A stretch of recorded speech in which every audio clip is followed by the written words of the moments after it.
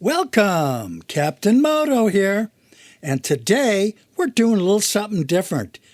I'm just a guy mixing stuff. That's right. Today I'm going to be working on a mix of a song recorded by a local legend in the North Dallas area, Mike Santarcangelo. He's been out gigging for a number of years with his band and his one-man show, and making people happy everywhere he's been. And today, Mike has provided me a number of tracks to mix for him. And the strange thing about it is, the song that Mike chose to record is one of my own. So it's going to be my privilege to work on this song for Mike.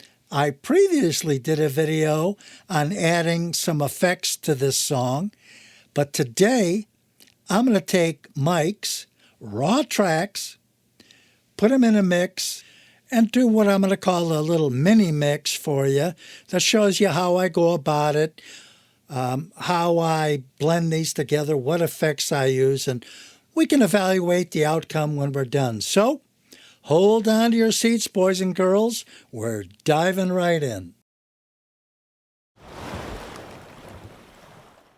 We're going to dive into the DAW in just a second, but before we do that, I want to mention two things. First, about Mike.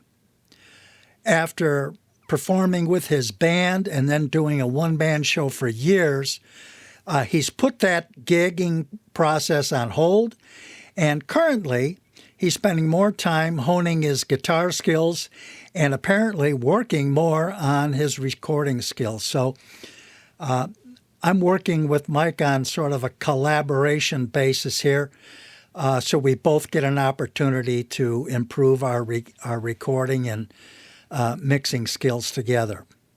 Secondly, as I demonstrate what I'm doing with this mix, I want you all to think about this as merely a demonstration of an approach that I'm applying to this particular song.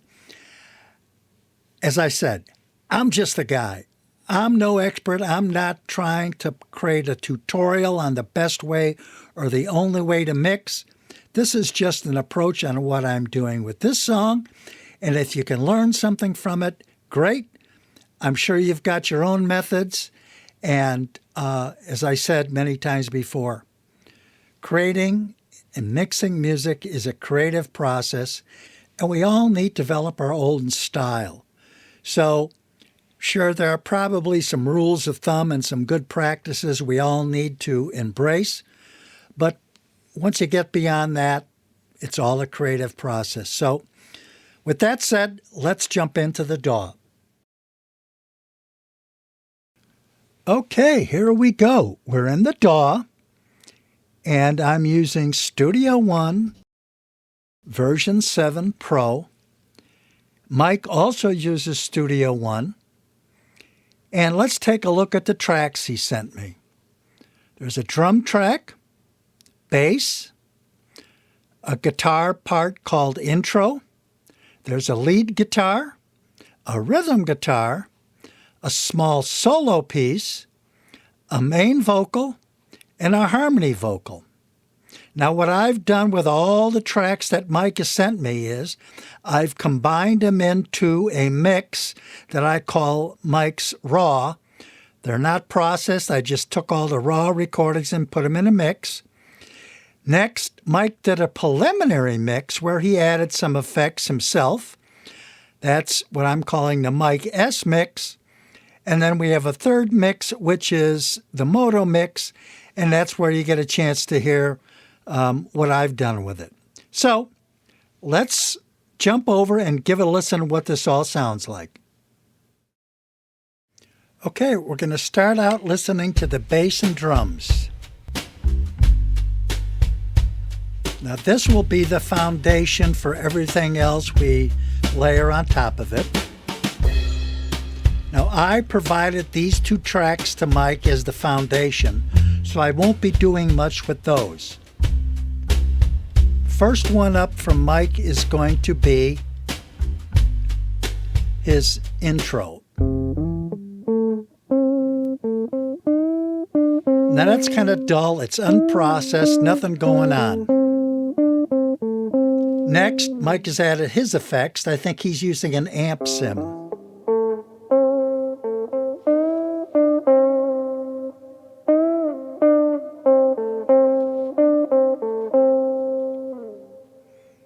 Okay, so my initial impressions of those tracks. As I said, the bass and drums I provided to Mike as the foundation, and during the mix, I don't think I'll be doing much with those. This intro piece from Mike, I like it. Obviously, the initial unprocessed intro doesn't sound pleasing at all, but when Mike applies his processing, and as I said, I think he's using an amp sim and perhaps some other effects, it comes alive. But to my ear, it's a little honky, and I don't know if it's the amp Mike chose or any other effect he's applied. It sounds okay, just to my ear. I'd rather try to brighten this up a little somehow. So that's what I'll be doing a little further on in the demonstration when I start applying, my taste and my personal approach to this. So that's it for the first little mini bit of the track. All right, let's listen to the other guitars.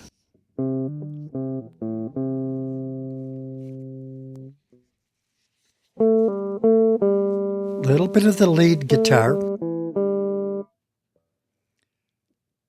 Now let's hear some of the rhythm.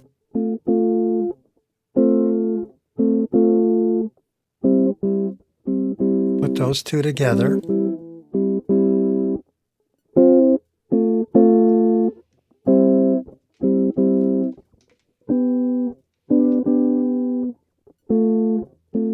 And then last we'll add the solo guitar.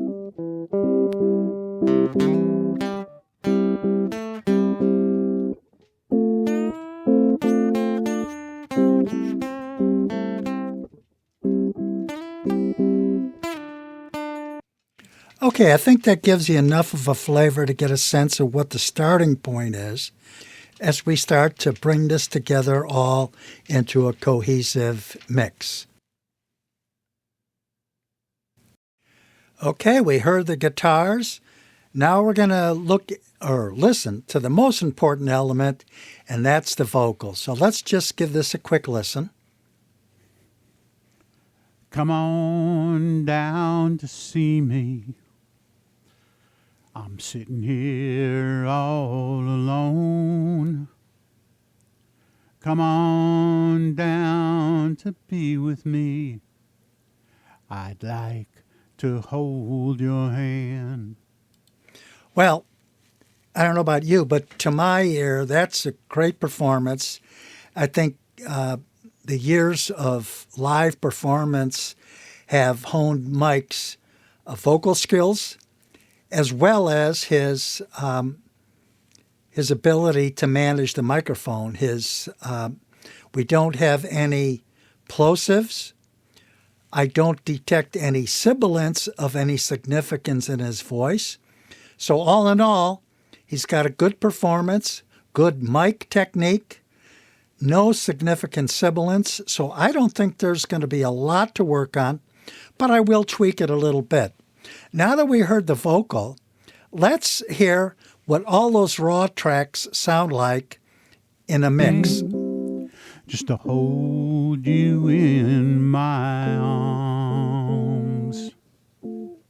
Now that's raw. Here it is after Mike applied some effects to his mix.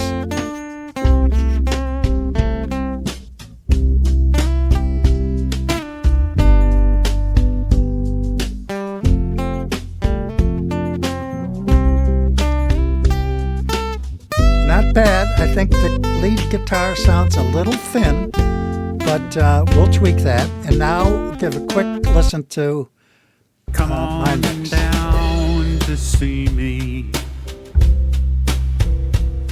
I can confess all my mistakes. Won't you take me back? Oh, come on down, come on. Okay, so that's a flavor for the key elements. A little bit of the original raw, a little bit of Mike's mix, a little bit of mine. Now we're going to dive in and I'll show you all the moves that I did to come up with the mix that I felt decent about. Okay, that's up next.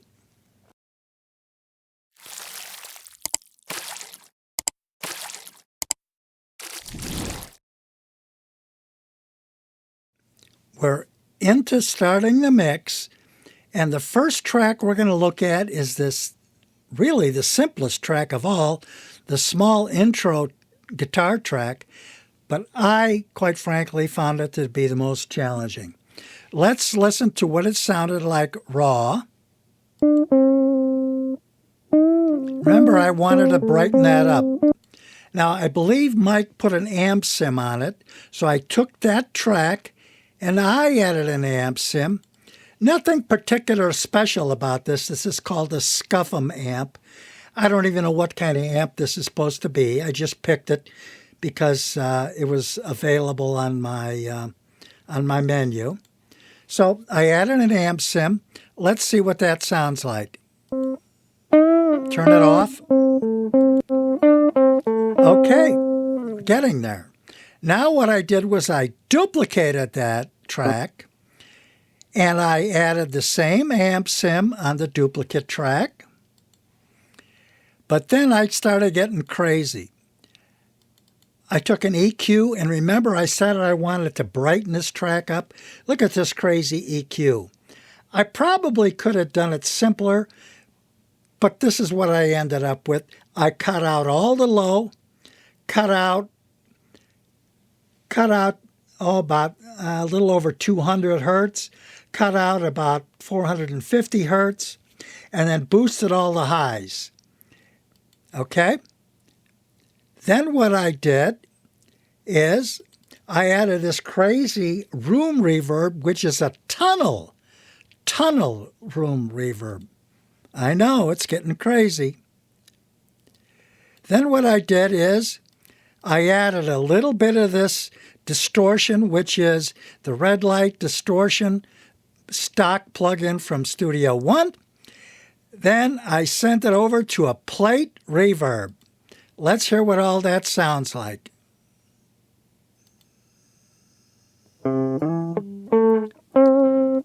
Here comes the second track.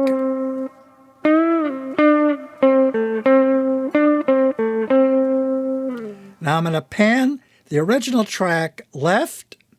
I got the second track panned right. The second track panned right is going to the plate reverb, and I planned that left.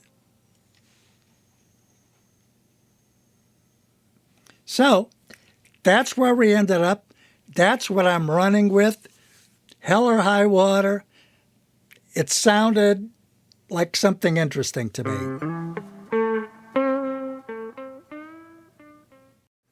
All right, now we're getting into the rhythm track, and is the case with most rhythm tracks. They don't particularly play a very prominent role, but they do provide that constant that supports the bass and the drums that keeps the track moving along.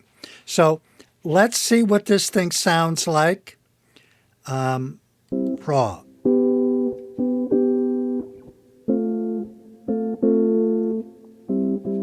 Now, what I'm doing with this track is I'm adding, again, this amp sim.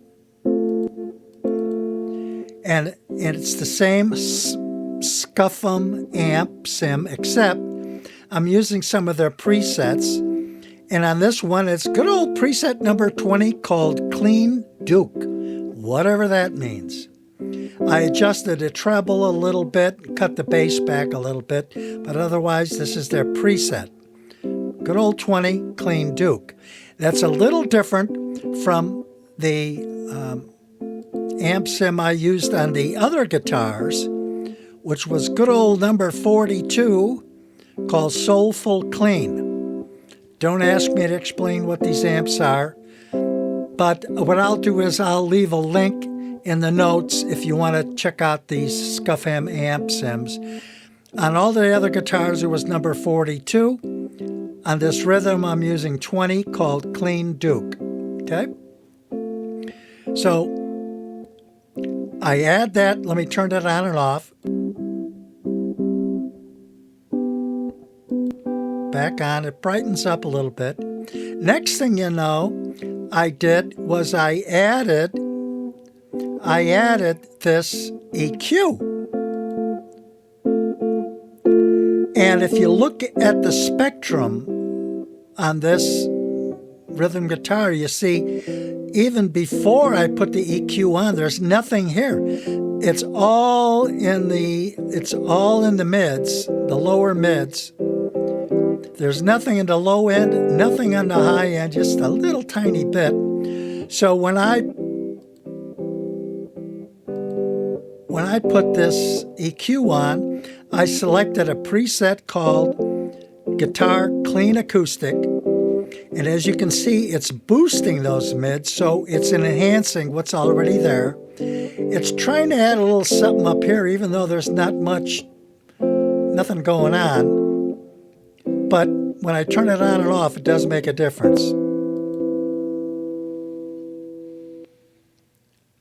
The last thing I did with this is I added a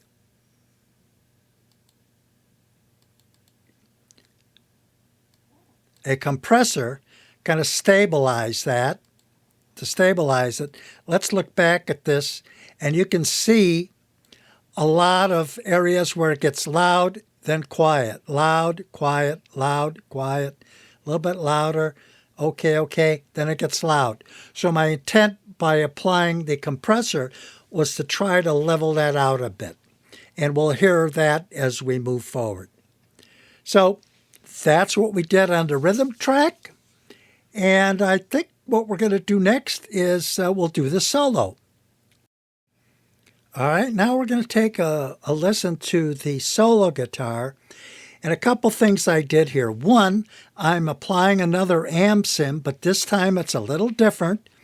On this one, I'm going to use what is called amp number 0, American Clean.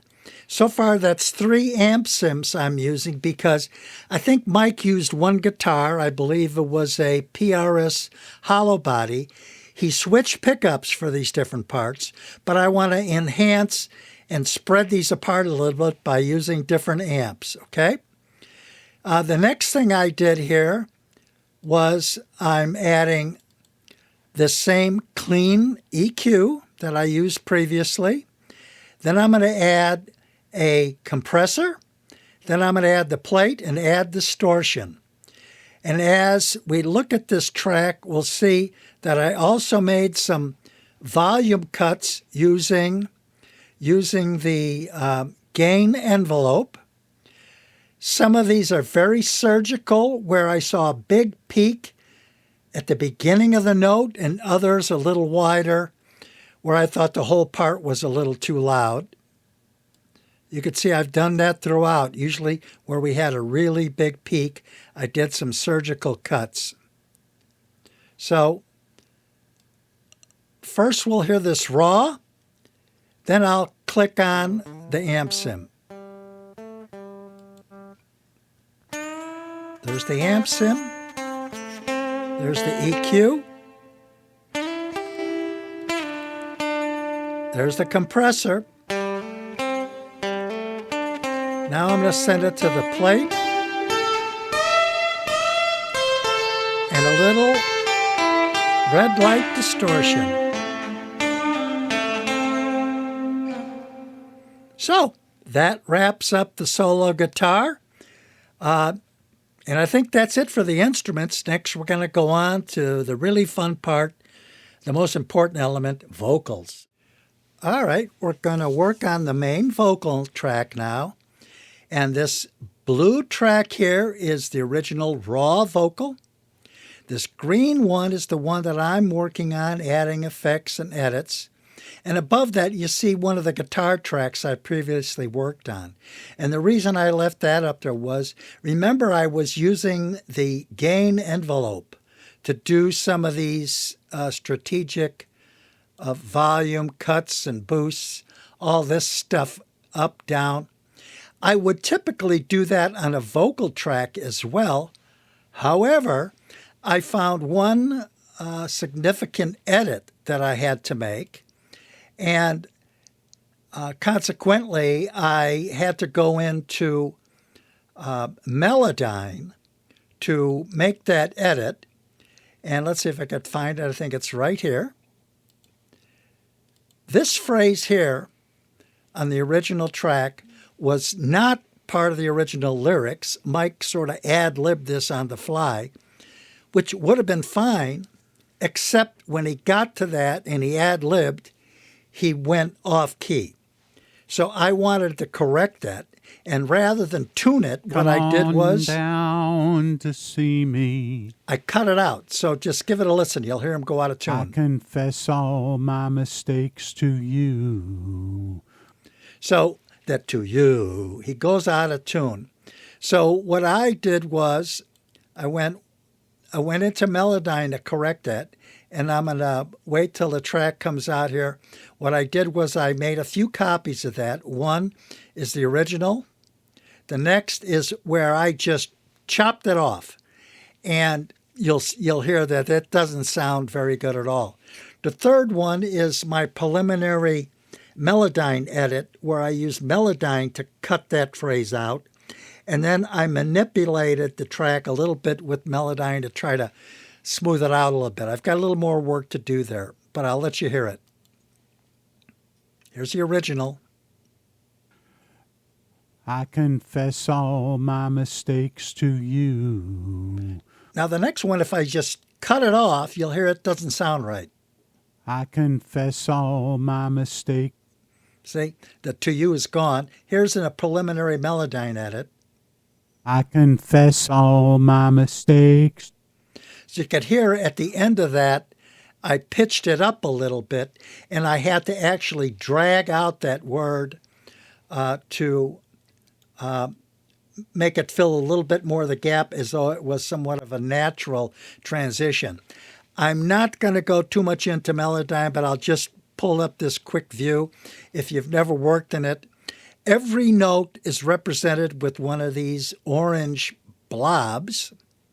And within the note, all the squiggly line up and down, that's the singer's vibrato. This thing that looks like it's very tight, like a comb here, here, and here, those are S's, or potentially breaths, but usually S's. And sometimes you want to reduce the volume on those. But you can also change the pitch. Let's see. You can change the pitch and anything, make it higher, lower. But I didn't do much tuning. What I did, though, is I used what they call the fade tool. And if we had a situation like this here, where the beginning of this note was a little bit louder than everything else, typically I might go in and use that gain envelope to surgically reduce the volume. But because I had to go into Melodyne, what I did was I used their fade tool. See this? This allows me more smoothly to reduce that initial note and smooth it out so it's not so peaky at the beginning, and you can do that at the end as well. You can see this S, by fading out, is significantly diminished, and it will be less prominent in the mix. So that's it on Melodyne. I'm not an expert, and I'm not going to do any more because that would be a whole nother video, but it gives you some clue what I did. Anyway, now that I made those edits, I'm going to go back, start applying all the effects, compression, reverb, and everything to start to blend this vocal track into the mix. We'll be back with that next. Here we go. I think the best way to listen to the vocal is in the mix.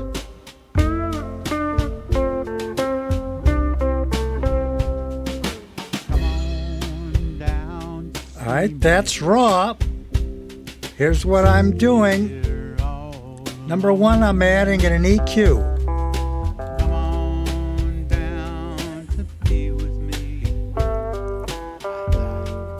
And this is a vocal preset.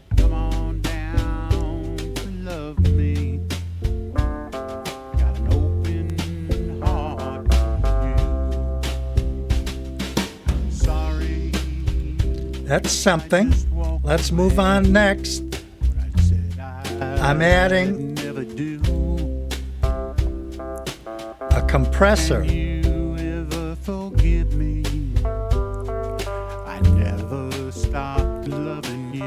Then I'm sending that to a little bit of that red light distortion just to give it a little grit. Then to the plate reverb.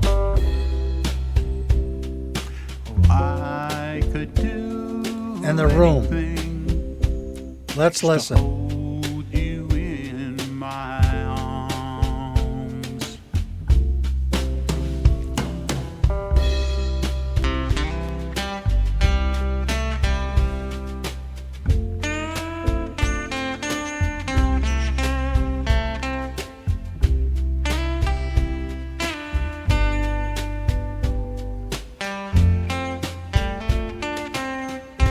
When we get out here, you'll hear that edit I made.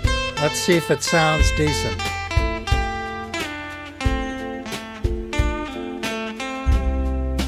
Come on down to see me. I confess all my mistakes. There it was. Won't you take me back? Oh, come on down, come on down. Come on down, my only partner is the blues. I think I need to tame that lead guitar a little bit. Come on down to love me. I got an open heart for you. There it is. The very last little bit is the harmony. Got an open right here. Heart for you. Only thing I did to that was add this chorus. Oh, I could do anything just to hold you in my arms. That's it. Now I'm gonna tweak a little bit the volume balancing and the panning, and then I'm gonna apply some effects to the entire mix. That's next, and it really makes a difference. Well, now that I've completed the mix, I'm going into the final phase, and that's the bus processing. And this can be a little complicated, and it's, I'm guessing, much more than most people are going to do. But I thought I'd show it all to you so you can see the way I do it, not suggesting it's what you should do, but it's what I do on all my own songs that I release. So I thought I would apply it to this mix as well. I'll explain it all in 1 second. So let's just do a brief recap. I started out with all of the tracks that came in. Those went to a series of effects. And then ultimately, and all this stuff here, all these tracks here, this is all stuff that was necessary for the production of this video. So this has nothing to do with the mix. But anyway, I take the tracks and the effects channels, And it goes out here to 1, 2, 3, 4, 5 different buses. So I did that for two purposes. One, for use during the production of this video, I could send all the drums to this thing, and I could mute or solo it. I could solo the guitars and so on and so forth as I did these video demonstrations.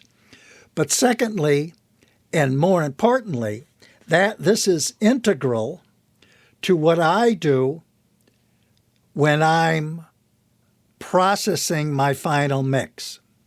So all the tracks and the effects go to the buses. Now I want you to look at what I have done here in these outputs. You see something called bass and drums, guitars, instruments, vocals, as opposed to something like this, which is the main. Okay, what am I talking about? Let me show you my in-out. Here's my main out, my main stereo out. And that's where I listen to my mix on my headphones or my studio monitors. Most people are going to have one set of stereo outputs going to their monitors, okay? But I've set up 1, 2, 3, 4 additional stereo outputs, and I named them bass and drums, instruments, guitars, and vocals. Left, right, left, right, left, right, left, right. Now I needed an interface that had a lot of ins and outs to do this, but all of those outputs are going to an outboard unit called the Dangerous D-Box. What is it? It's an analog summing box. So, and I'm going to put a diagram up to show you what all this looks like so you can follow along. I take all of these buses, they go out to the Dangerous D-Box summing box. What it does is it sums all of those individual stereo files into one final stereo file. Now, usually, if you're working in Studio One, that happens when you're doing your final mix and you're sending it out to be summed. I don't do that. It's all going out through these to the D-Box. The D-Box also is sort of the hub of my studio because it allows me to control which speakers I'm using, and it allows me to bring other inputs in other than the DAW. I've got an MP3 player, a CD player, and some other stuff that I've got plugged into it that I can listen to. So that's it. All of these buses go out. They go into the D-Box. They are summed together with analog technology, and then they send out one single stereo file. Wonderful. What happens then?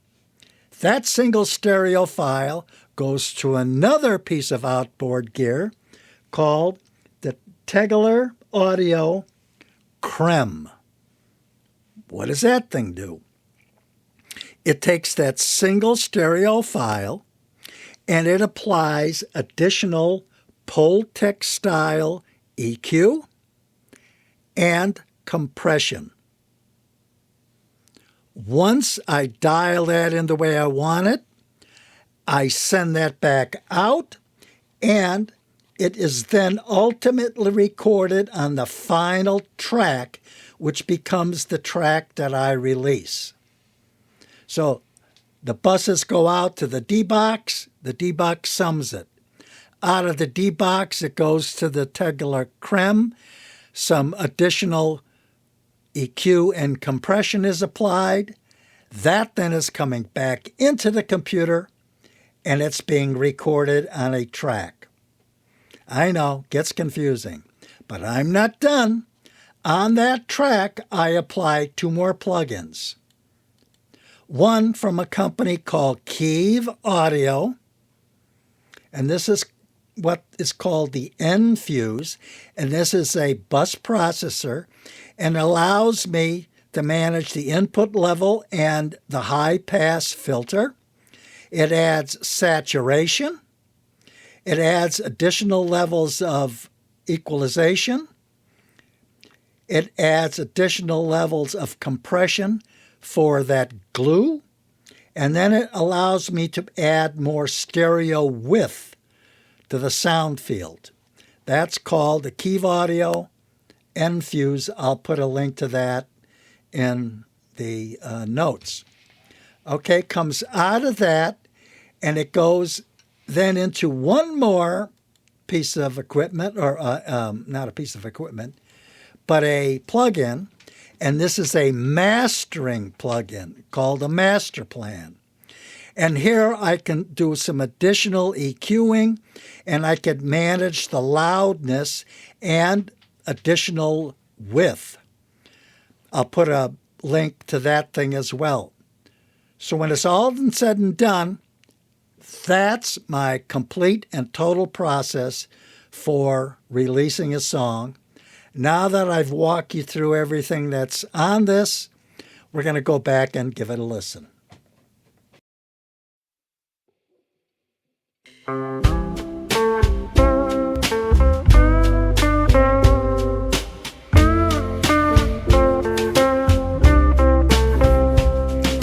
Come on down to see me. I'm sitting here all alone. On down to be with me.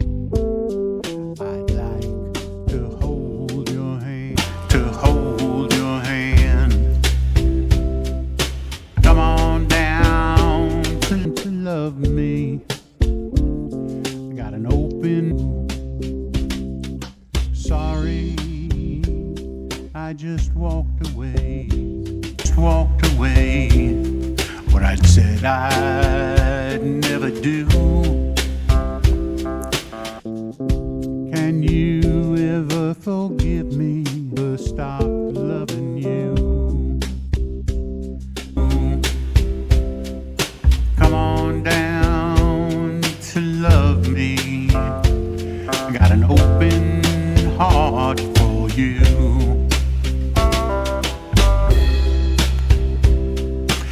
Oh, I could do anything just to hold you in my arms.